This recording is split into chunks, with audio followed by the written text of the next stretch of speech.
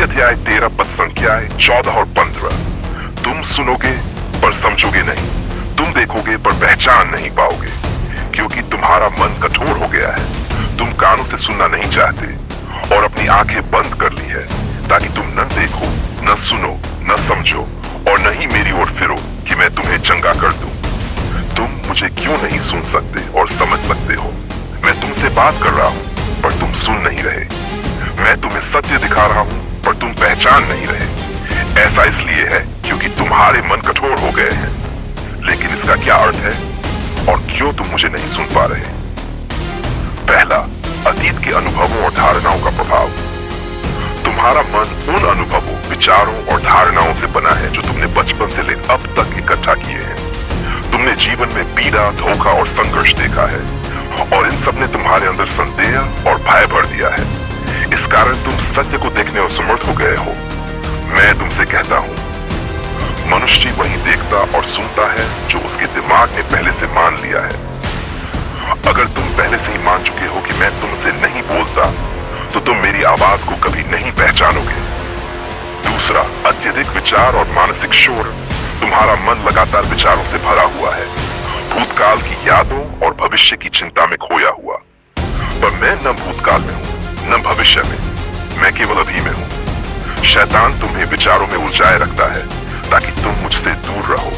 वह तुम्हारे मन में डर, चिंता और बेचैनी भरता है ताकि तुम शांति से मेरी आवाज न सुन सको। मैं तुमसे कहता हूं, तुम्हारा मन हर दिन हजारों विचार उत्पन्न करता है और उनमें से अधिकतर वही होते हैं जो तुमने पहले भी सोचे थे। अगर तुम्हारा मन निरंतर विचारों में उलझा रहेगा तो तुम सत्य को कैसे सुनोगे? तीसरा, मन की कठोरता। तुम सत्य को इसलिए नहीं समझ पा रहे क्योंकि तुम्हारा मन कठोर हो गया है। जब कोई व्यक्ति केवल वही मानता है जो उसने पहले से सोच रखा है, तो वह सत्य को स्वीकार नहीं कर सकता। यदि तुमने अपने मन में यह ठान लिया है कि मैं तुमसे बात नहीं करता, तो चाहे मैं कितना भी स्पष्ट बोलूं, तुम मेरी आवाज नहीं सुनोगे। मैं तुमसे कहता हूं, जब मनुष्य कोई धारणा बना लेता है, तो वह अपने विश्वास के खिलाफ जाने वाली चीजों को अनदेखा करने लगता है। अगर तुमने मान लिया है कि मैं मौन हूं, तो तुम कभी मेरी आवाज नहीं सुन पाओगे। मुझे सुनने और समझने का समाधान, अपने मन को शांत करो। जब तक तुम्हारा मन विचारों के शोर से भरा रहेगा, तुम मेरी आवाज नहीं सुन सकोगे। शांति में आओ और मुझे ध्यान से सुनो। दूसरा, अभी में जियो। मैं अभी में हूं। जब तुम पूरी तरह से वर्तमान में उपस्थित होते हो, तभी तुम मुझे अनुभव कर सकते हो। तीसरा, पूर्व धारणाओं को छोड़ो। अगर तुम सच में मुझे खोजना चाहते हो, तो अपनी पुरानी धारणाओं को छोड़ दो। खुले मन से मेरी बात सुनो। चौथा, अपने हृदय को कोमल बनाओ।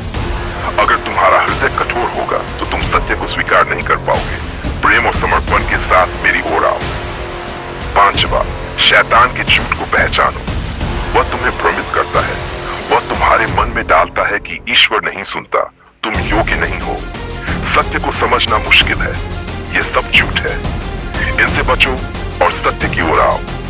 मैं तुम्हारे बहुत पास हूँ, मैं अभी में हूँ। यदि तुम मुझे सुनना और देखना चाहते हो, तो अभी में आओ। वर्तमान क्षण में ही हर समस्या का समाधान है, क्योंकि यही मैं हूँ, यही प्रेम है, यही शांति है और यही सत्य है।